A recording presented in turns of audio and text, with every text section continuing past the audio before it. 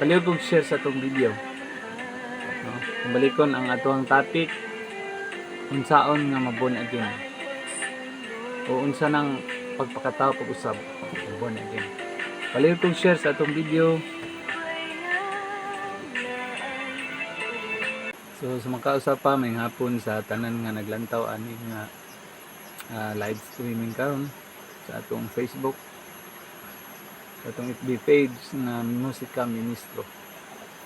Salamat sa pag-share ang video. I-share ninyo palihog.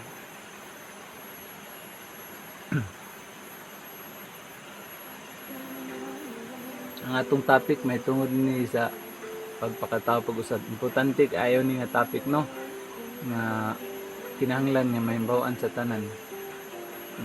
Dili ni may tungod sa relihiyon o dili ni may tungod nga mosulod ta ani nga relihiyon, dili atong sabto ni unsay buti pasabot ani kaning giingon diha sa Biblia nga kinahanglan nga magpakatao kita pag-usab. Ningon diri akong basahon, no, sa Juan 3:3 ningon, si Yeshua mitubag kaniya sa pagkatinuod, gawas kun ang tao dili matawo pag-usab, dili siya makita sa gingharian sa Elohim. So ang giingon din na gawas kung ang tao kung di siya matawo pag-usab o di gid siya makakita sa gingharian sa Ginoo.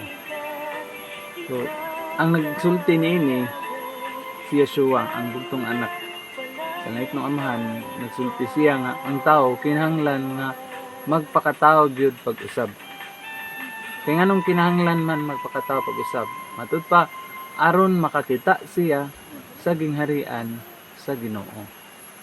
So ambot ba pasabot nini nga makakita siya sa gingharian kung sa ato alugang pagsabot nga buto sabot nga makita nato ang iyang harian din sa langit diha sa taas.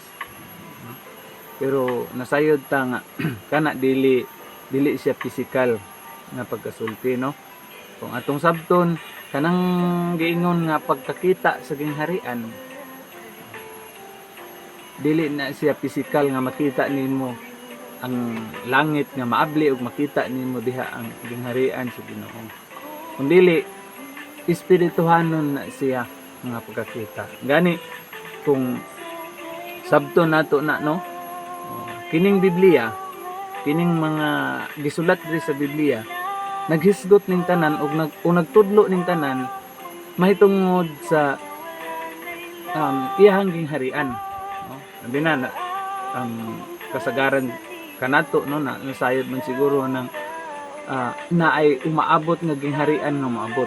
Unsa man ang gingharian? Ang gingharian sa bugtong anak na si Yeshua. Kini nga gingharian moabot siya sa iyang pagbalik dinhi sa yuta, no, aron pagkuha sa iyang mga pinili, itong iyang mga gibalaan, dalon niya dito sa iyang gingharian. Kining Biblia nagpunting ni tanan dito, nagsulti ni mahitungod sa iyang gingharian, nagtudlo ang Biblia unsaon nga makaabot ka dito sa iyang gingharian, no. Nagtudlo naghisgot ni mahitungod sa iyang gingharian. Munang kung masabta nato nga ang gingharian nga gihisgotan diri mao ning iyang mga pulong nga gitudlo. So unsa may buto sabot makita nimo ang gingharian.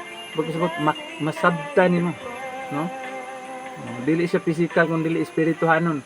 Naay espirituhanong pagkakita.